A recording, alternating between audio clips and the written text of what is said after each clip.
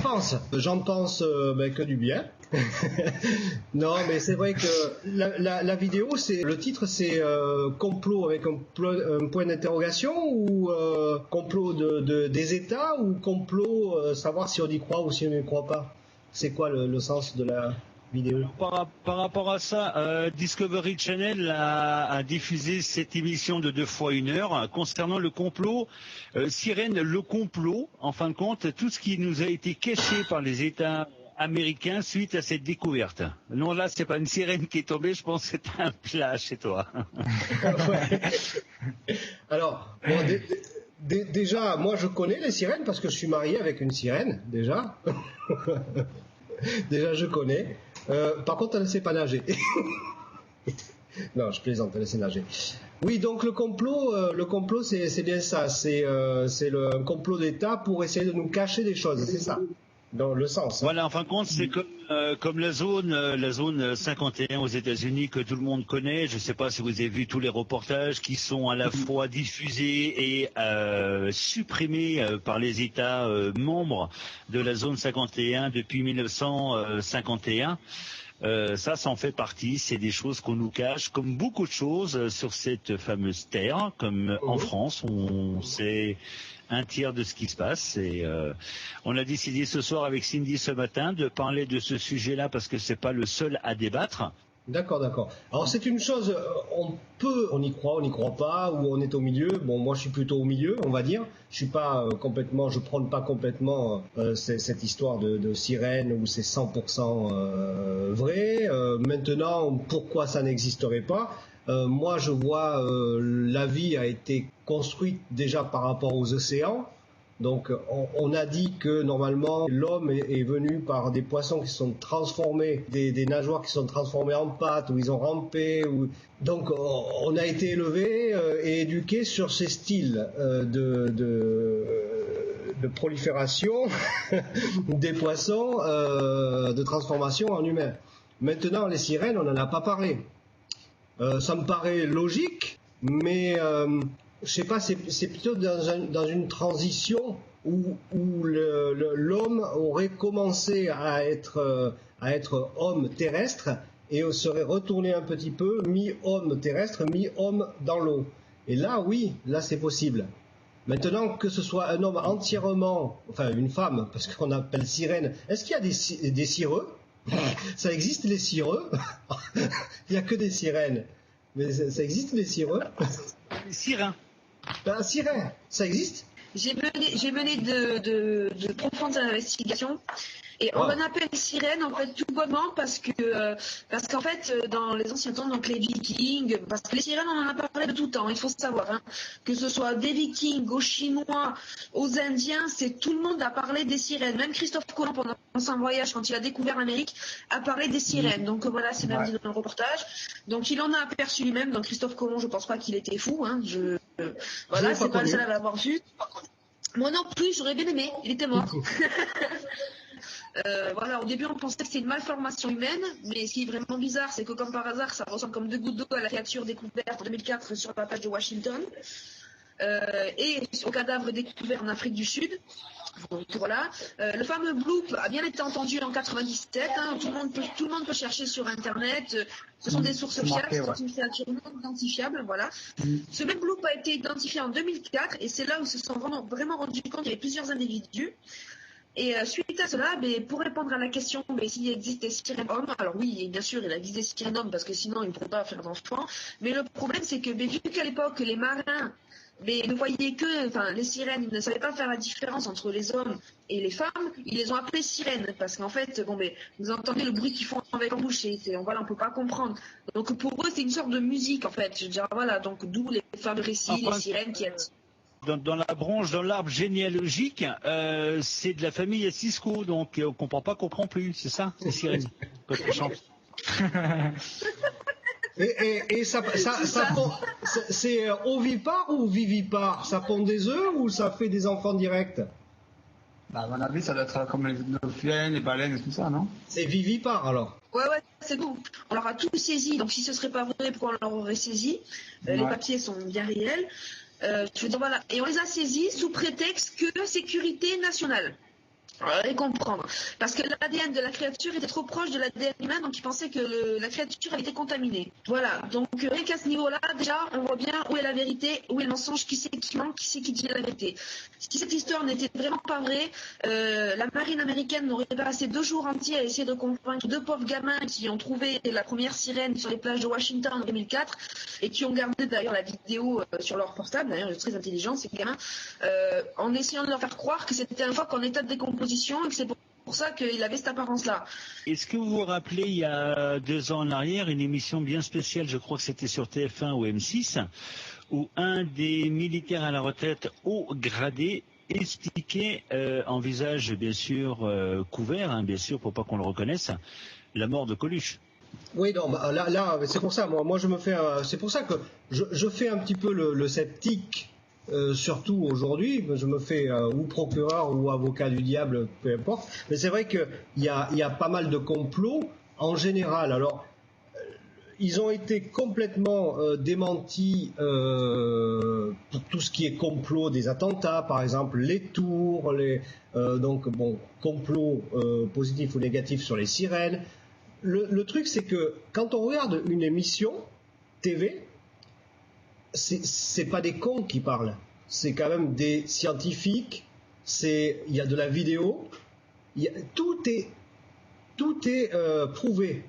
Alors, on est en train de se dire, oui, prouvé, d'accord, mais est-ce que c'est pas falsifié? Alors c'est ça le truc, c'est le complot, c'est qu'on est sûr de rien, même quand on nous apporte des preuves. Par exemple, je lance juste un truc qui m'étonne, par exemple sur les attentats du 11 septembre, sur le Pentagone par exemple. Bon, il y a tellement de choses qui sont vraies, qui sont fausses, qui sont prouvées, tout ça. Le seul truc, c'est qu'ils ont trouvé un réacteur d'un avion qui n'était pas celui-ci.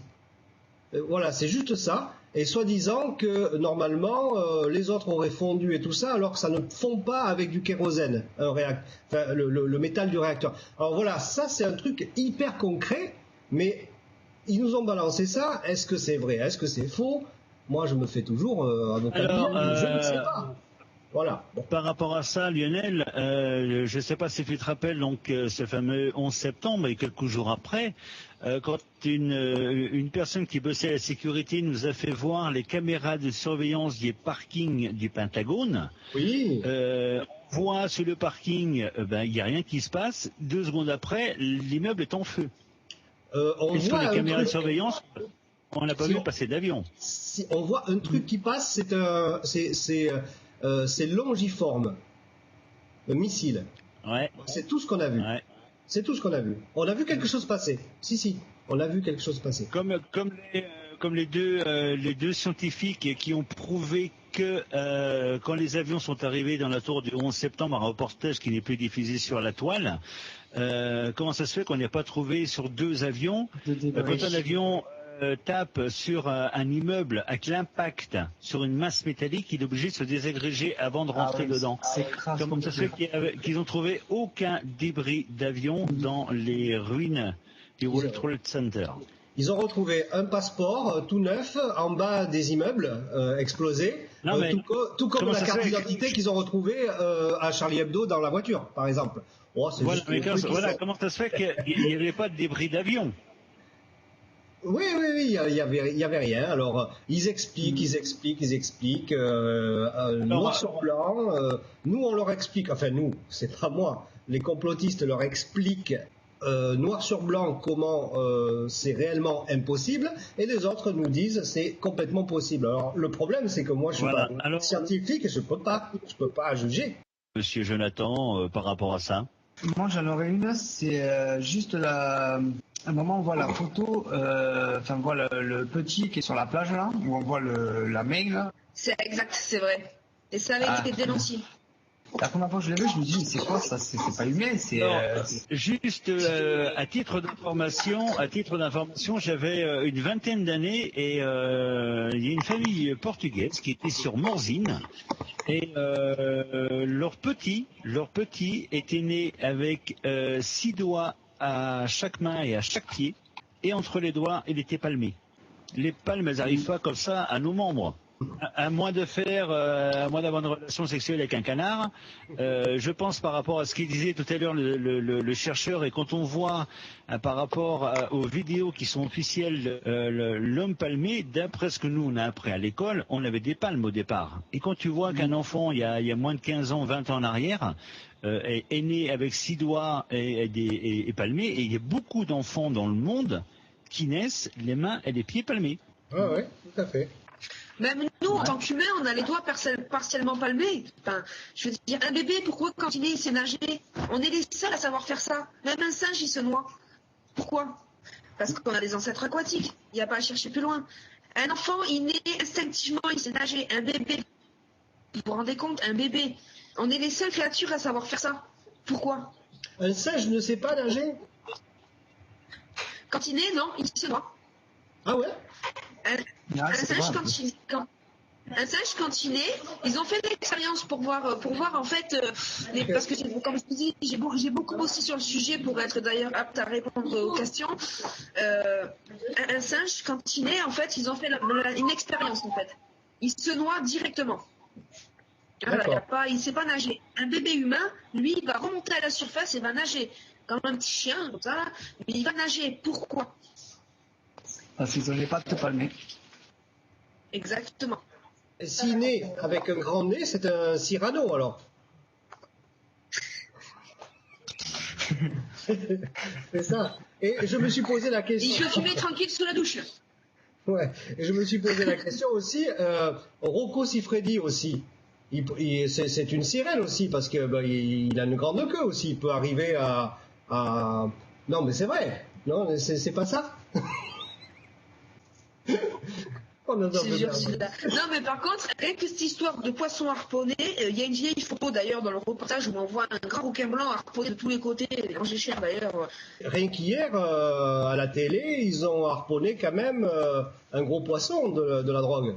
Là, El Chabot, je sais pas quoi là, Arlette Chabot, comment il s'appelle? El Chapeau. Non, mais c'est vrai, on harponne beaucoup de très gros poissons en ce moment.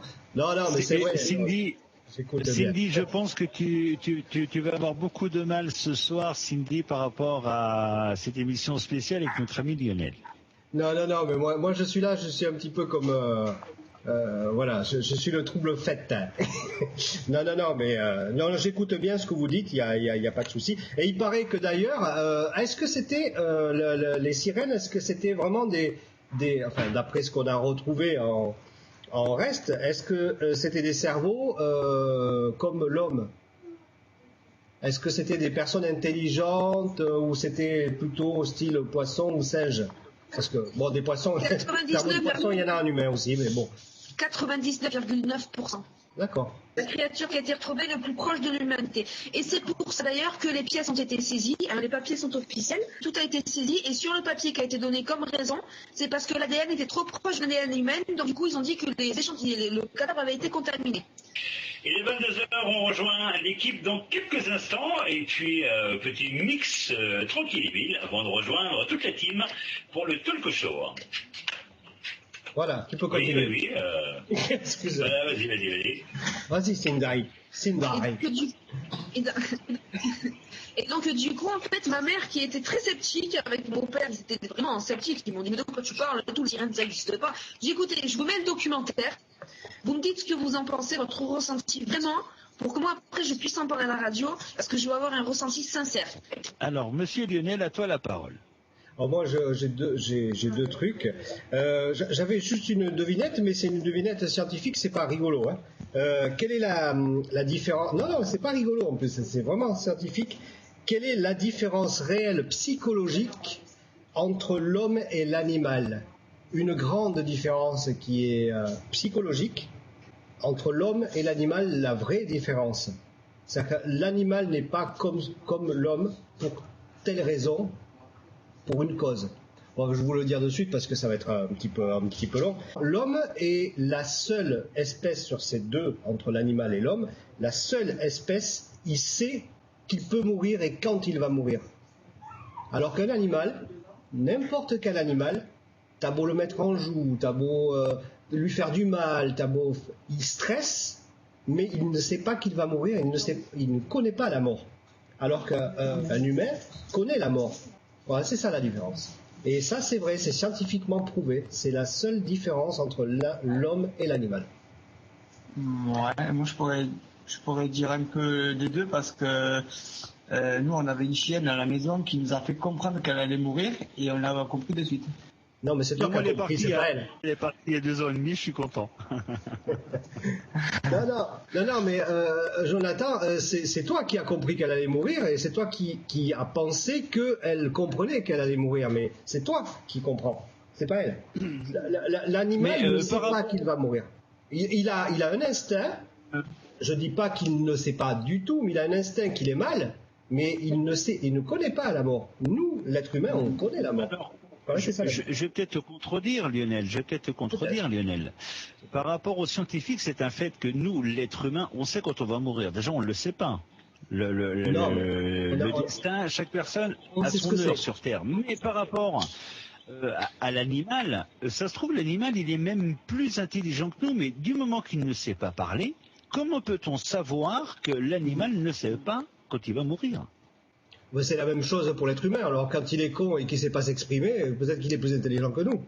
Eh ben, voilà. Ce que tu dis, c'est tout à fait vrai. Vive les sans-dents Quel que soit l'animal, enfin, tant qu'il ne parlera pas, tant qu'on n'aura pas trouvé un système au lui greffer dans le cerveau pour essayer de développer le vocalise d'un animal, ça se trouve, il va peut-être nous en apprendre des vertes et des pas mûres.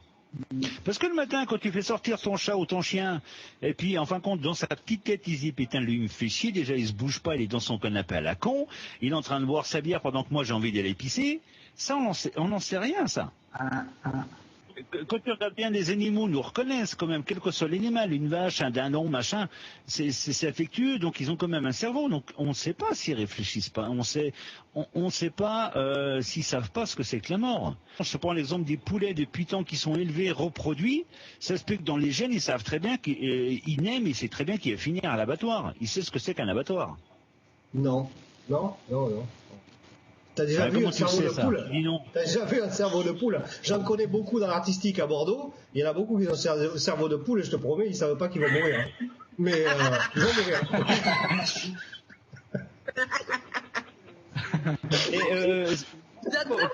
Il est en train de se transformer en super connard.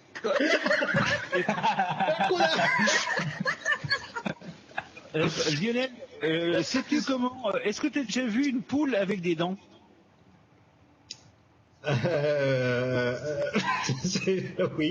Oui, à Bordeaux dans l'artistique, ouais. Je te parle de l'animal. Est-ce que tu as déjà vu une poule avec des dents ?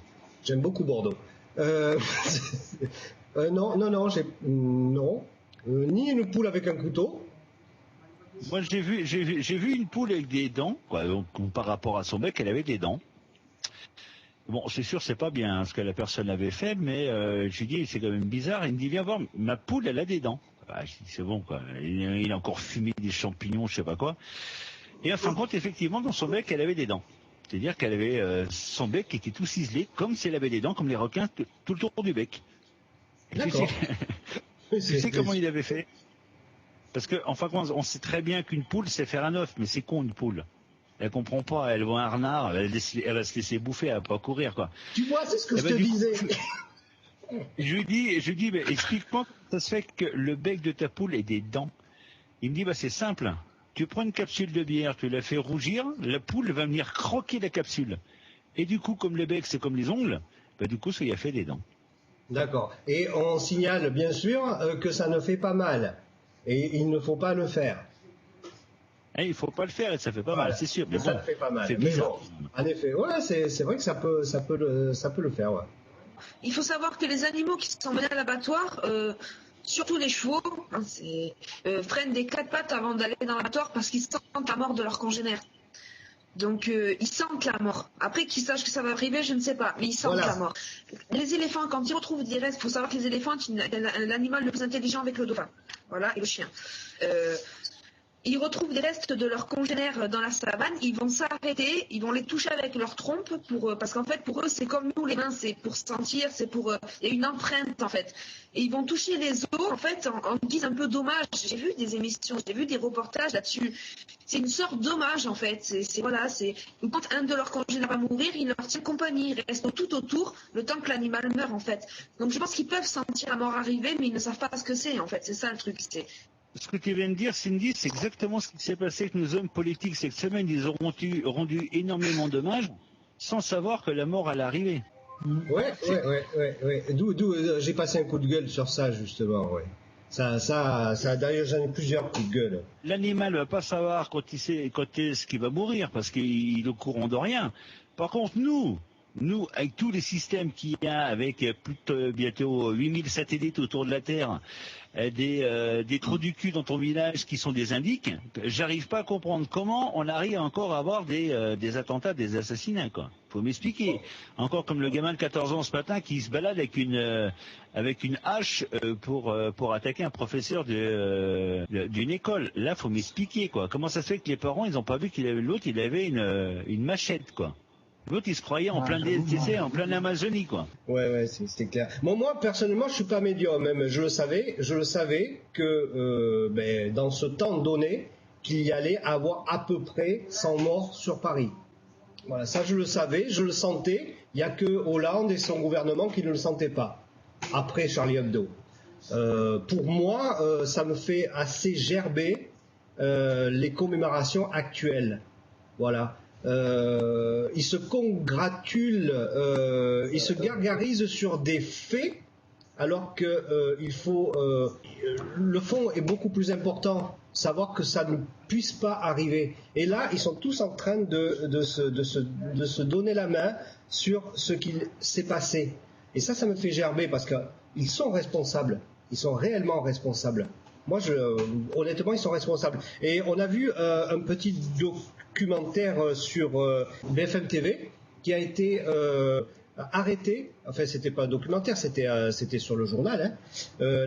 La journaliste, elle commençait à dire oui, on a parlé avec les familles sont pas trop d'accord sur ces commémorations parce que hop, on l'a coupé. On lui a dit ah, vous avez un mauvais son, désolé, excusez, on vous reprendra plus tard. Le reportage a été tronqué et c'était en direct. Donc ça veut dire qu'il faut pas critiquer le président. Ah, on dit que Poutine est pareil, mais Hollande est pareil. Donc tout le monde est pareil. Ils protègent leurs poules aux œufs d'or et tant qu'il fait des commémorations, tant qu'il pleure, il gagne des voix. Voilà. Et ce serait Sarkozy, ce serait pareil. Hein. C'est pas un problème gauche-droite. Hein. Mais là actuellement, voilà, ça m'énerve. Ces commémorations m'énervent. C'est un problème de moralité. Ah ouais, ça m'énerve. Ils sont responsables. Je savais, moi personnellement, je savais que ça allait arriver. Voilà, donc ça s'est passé, j'ai même pas été étonné. Moi j'avais misé 100 morts, il y a eu 130 morts. Bon, un petit peu plus. Mais c'était prévu. Après Charlie Hebdo, c'était prévu. Et ils ont été avertis, attention, 3 mois avant pour le Bataclan et 3 jours avant. 3 jours avant, ils ont été avertis que, attention, il y a des menaces. Et il n'y avait aucune patrouille de police à côté et même pas d'hommes policiers armés dans les salles de concert. Moi, je trouverais ça logique. Au lieu qu'il y ait 89 morts, il y aurait 25 morts. Parce que les flics auraient quand même tué directement pendant qu'ils agissaient sur le moment. Mais il n'y a personne d'armé avant. Dans les westerns, dans les saloons, avant, tout le monde était armé. Est-ce que vous voyez les malfrats détrousser les personnes dans les saloons? C'était juste pas possible. Dès qu'ils sortaient un régouin, ils pouvaient faire un arrosoir, ils pouvaient arroser les plantes. Hein. Donc il avait, voilà. Donc voilà. Bon, moi ça m'énerve. Voilà. Bon, commémoration, ça m'énerve. J'avais un autre coup de gueule. Je sais pas si je passerai un petit peu après. Vas-y, on t'écoute. Patrick Henry, ça vous dit quelque chose? Patrick Henry, c'est le tueur qui est resté combien d'années? 40 ans. Il est resté 40 ans en 37, prison. Exactement. Ouais, 37. Il a tué un enfant. Ça a été avéré qu'il a tué un enfant. Il n'aurait pas pris 40 ans autrement. il a été gracié de la peine de mort par, je ne vais pas dire de gros mots, par une sorte de Badinter. Une sorte de Badinter de... Voilà, je ne vais pas donner des gros mots parce que ça, Badinter, c'est bon. Voilà, donc il a évité la mort. Donc on l'a gardé pendant 40 ans en prison. Une cellule, pendant 40 ans, de la nourriture, de la literie, des psychologues. J'ose même pas deviner combien ça a pu coûter pendant 40 ans. Cette merde. Et là, on se dit, mais ben oui, au bout de 40 ans, moi, je suis d'accord avec même son avocat et même lui. Au bout de 40 ans, merde. Il faut quand même partir à force et il faut se recycler. En fait, ils se disent, on va le faire partir, c'est bon, et non, on va le garder en prison. Mais qui c'est qui paye, quoi? C'est une ordure qui a tué un enfant, ça a été avéré. Donc c'était tout simplement la peine de mort et puis terminé, quoi. Badinter, tu as fait du mauvais travail. Voilà, non, mais voilà, ça c'est mon coup de gueule parce que on se pose des questions, savoir si cette merde, qu'est-ce qu'on peut en faire de cette merde? Donc le Patrick Henry. Et 40 ans, ça nous a coûté du pognon, voilà. Et maintenant, ben, on veut le libérer, il est libérable. Ah ben non, on veut pas. Ah non, on va le garder. Mais qu'est-ce qu'on en fait? Mais... Par rapport à tout ça, Lionel, je ne sais pas, il y a une petite vidéo. Donc, je me suis renseigné ce matin. Cette personne, donc, pour l'instant, est incarcérée. La vidéo est tournée le 16 novembre 2015. Donc, c'est pas très vieux. Il l'a postée lui-même sur Internet. Elle a été vue 11 millions de fois. Et je l'ai partagé sur la page de la radio, donc il y a quelques jours en arrière, et j'aurais bien voulu vous faire écouter ce que dit ce monsieur-là. Ce monsieur n'est pas fou, mais il dit la vérité, quoi. Voilà, mais disons que moi, je suis assez ok avec lui, on va dire surtout y compris sur l'extrême aussi. Mais on verra ça plus tard, en 2030, si on en est tous capables de le faire. Mais il y a quelques temps, il y a une quinzaine d'années, quand tout allait bien, je prenais ces gens-là pour des fous, des personnes qui sont trop engagées, trop ci, trop là. Il s'avère que là maintenant c'est une crise, tout le monde a plus ou moins coulé ses boîtes, tout le monde a plus ou moins des dettes, tout le monde cherche à bouffer comme il peut, tout le monde grappille comme il peut, et là, le problème, c'est que maintenant, je suis absolument d'accord avec lui.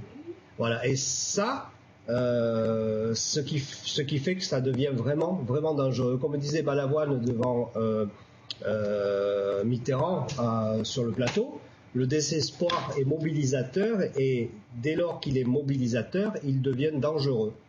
Voilà. Et là, on est dans l'aspect dangereux de la société maintenant. Voilà, c'est ce que je voulais dire et j'approuve ce qu'il a dit. Voilà. Et par rapport à ça, Jonathan, Cindy et puis Lionel, est-ce que vous l'avez vu, vous, cette vidéo? Non, moi je l'avais jamais lu. Ça prend un peu que j'entends. Non, mais c'est ce que je pense. Alors, il a dit ce que je pensais. Hein. En fin de compte, cette vidéo, moi je l'avais récupérée fin novembre et on la retrouve plus sur Internet et je l'avais gardée précieusement et je voulais vraiment vous la diffuser ce soir pour faire voir comme quoi qu'à un certain moment, voilà, il y a des gens qui ont des couilles et puis c'était une vraie prise d'otage, hein, c'était filmé en direct à la télévision.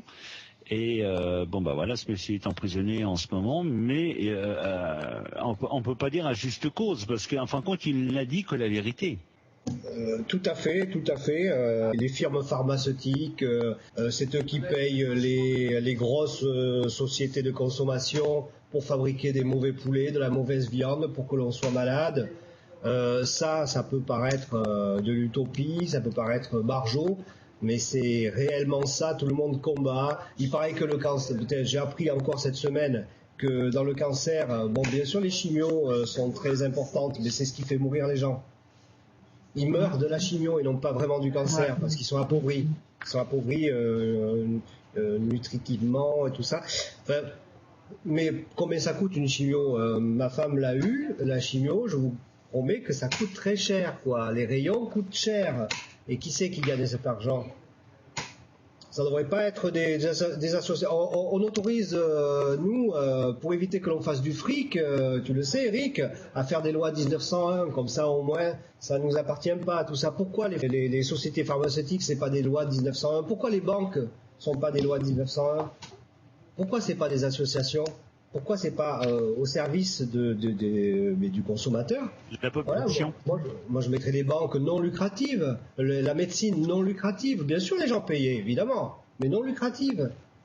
Les maisons de retraite, n'en parlons pas.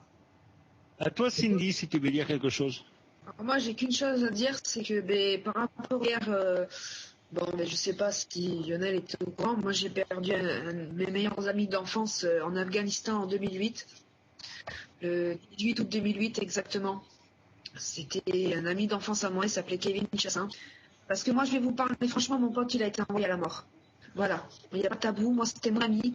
J'ai grandi avec lui, j'ai fait mes premières fêtes avec lui, mes premières marches avec lui. Depuis toujours il voulait défendre son pays, il voulait défendre les opposants, c'était ça son but, c'était ça. Moi je me rappelle, on avait 14 ans, on faisait, vous savez, comme les drôles, en moto, machin et tout. D'ailleurs il se battait avec un pote pour que je monte derrière, enfin bref. Voilà, c'était lui ce qu'il voulait, c'était ça depuis toujours, c'est défendre son pays, défendre sa patrie. Et comment il a été envoyé à la mort, vous vous rendez compte que 7 ans après, on ne comprend toujours pas comment ça se fait que 15 militaires français se soient retrouvés là, alors que les Américains avaient prévenu que la zone était encerclée de talibans. Ils ont été pris à partie par 80 talibans. Et aujourd'hui, l'armée française n'arrive toujours pas à expliquer pourquoi ils étaient là. Ils n'auraient jamais dû être là. Sur 15, il y en a 9 qui sont morts, dont mon ami. Et les familles ne comprennent toujours pas ce qui s'est passé parce qu'on leur ment. Il faut savoir que quand ils ont fait l'appel radio en demandant de l'aide, ce sont les Américains qui sont arrivés en premier. Pourquoi pas l'armée française? Pourquoi pas l'armée française? Qu'est-ce qui s'est passé? Pourquoi on a envoyé nos jeunes à la mort comme ça? Et moi, ça me révolte peut-être parce que c'est mon ami, j'en sais rien. Mais moi, ce que je savais, ça faisait un mois qu'il avait fait 19 ans. Il voulait se battre pour son pays. Il voulait se battre pour sa patrie. C'est quelqu'un de très bien. Il a été envoyé à la mort comme ces autres jeunes gens ont été envoyés à la mort par manque d'informations. Pour moi, il n'y a pas plus que ça. Et c'est illogique que ce soit l'armée américaine qui est intervenue avant l'armée française. Ce sont les Américains qui sont arrivés. Sinon, ils étaient tous morts. C'est les Américains qui les ont sortis d'affaire parce que voilà, les Français sont arrivés 2 minutes après les Américains. Et vous vous rendez compte, 2 minutes, comment c'est long? Comment c'est long quand vous êtes encerclé par 80 talibans? Comment c'est long?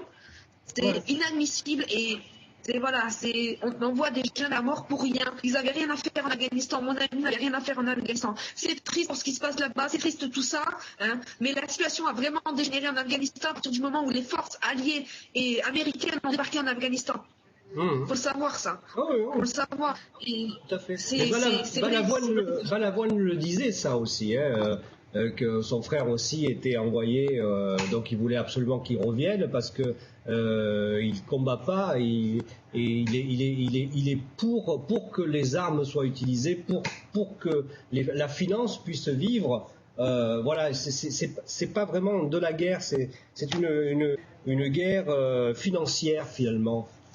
C'est des petits sbires qui se battent sur le terrain, mais en réalité c'est une guerre financière. C'est utiliser les bombes, utiliser les armes, utiliser tout ça, et surtout les banques vont derrière, bien sûr. Voilà, on se dit, Daesh, ils sont riches, mais ils sont riches, ils ont pas des sacoches, hein. Ils ont bien une banque, hein. Voilà, et la banque, elle fait bien partie du FMI, hein, automatiquement, hein. C'est pas des banques qui sont pas déclarées, hein. Ça n'existe pas. Donc, il faut qu'ils arrêtent. Moi, tout ce que j'ai à dire, c'est que en 2008, le 18 août 2008, quand j'ai appris la mort de mon ami en direct à la télé, je peux vous assurer, ça fait un choc. Ben oui. Je me suis mise à hurler. J'ai vu comme ça, je l'ai appris. 10 militaires français tués 9 militaires français tués en Afghanistan. J'ai vu la photo de mon ami à la télé, j'ai pas réagi, je me suis mise à hurler. Ma mère, qui le connaissait très bien aussi, a dit c'est pas possible, c'est pas possible. Mon petit frère, pareil, mon petit frère Kevin, c'est lui qui lui avait appris à faire de la moto. Il l'a envoyé à la mort. Et c'est horrible parce que c'est... Bon, les familles avaient été prévenues avant par le gouvernement, ils avaient été avertis, tout ça, mais voilà. Mais nous, en tant qu'amis, en tant que tout ça, apprendre la mort de notre ami à la télé, ça a été un choc vraiment horrible. Horrible, je le souhaite à personne. Il est mort pour son pays, je sais qu'il est fier d'être mort pour son pays, mais il est mort pour une cause qui n'était pas la sienne. Et oui, mais c'est souvent des choses comme ça et qu'on pourra jamais avoir la réponse et la solution à ces questions qu'on se pose depuis des années, malheureusement. Pourquoi on n'était pas là au bon moment et pourquoi on a envoyé des personnes à tel endroit? Je crois que ça fait des années que ça dure et ça fait des années qu'on n'a toujours pas de réponse. Ça s'appelle les guerres, quoi. Voilà. Exactement. Mes petits loups, 22h40, on terminera en musique par contre ce soir parce qu'on a quand même beaucoup parlé, n'est-ce pas? Mais bon, par contre c'était un très bon sujet, première heure, et puis ces 40 minutes ont bien été constructives par rapport à plein de choses qu'on se pose et puis qu'on essaiera de combattre petit à petit, hein, chacun à sa façon. On voudrait aussi remercier notre ami Lionel qui fait aussi pas mal d'efforts personnellement parce que c'est très dur du côté de la France en ce moment pour tout le monde. Alors donne un petit coup de pouce pour son nouveau site qui s'est lancé qui s'appelle g-r-d.fr.